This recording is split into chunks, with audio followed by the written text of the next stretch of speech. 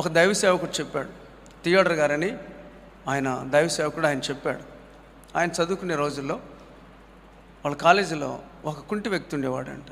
కుంటి వ్యక్తి ఆయనకి ఎప్పుడూ ఇలాంటిదే, ఎప్పుడూ నిరాశతో ఉంటాడు, బాధతో ఉంటాడు. అందరు చూడు బాగున్నారు, అందరు క్రికెట్ ఆడుతున్నారు, అందరూ వాలీబాల్ ఆడుతూ ఉన్నారు, నేను ఆడలేను, నేను పోలేను, నేను చేయలేను. అందరు కూడా ఎగతాళి చేస్తూ ఉంటారు, వాడు కుంటివాడా అంటారు. సహజమే కదా అది, అంటారు.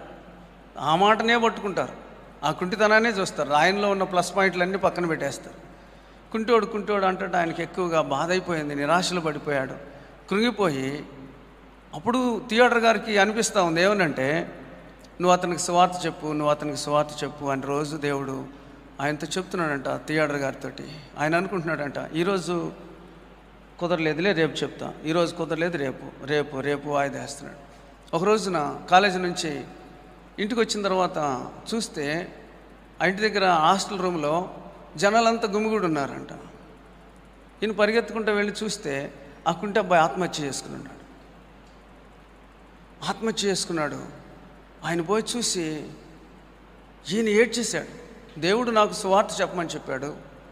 దేవుడు ఒకవేళ ఇతనికి సువార్త చెప్పుంటే, ఇతని ధైర్యపరిచుంటే, ఇతన్ని నేను వాక్యం చేత పురుకొల్పుంటే ఇతడు బ్రతికుండేవాడేమో. ఈ రోజున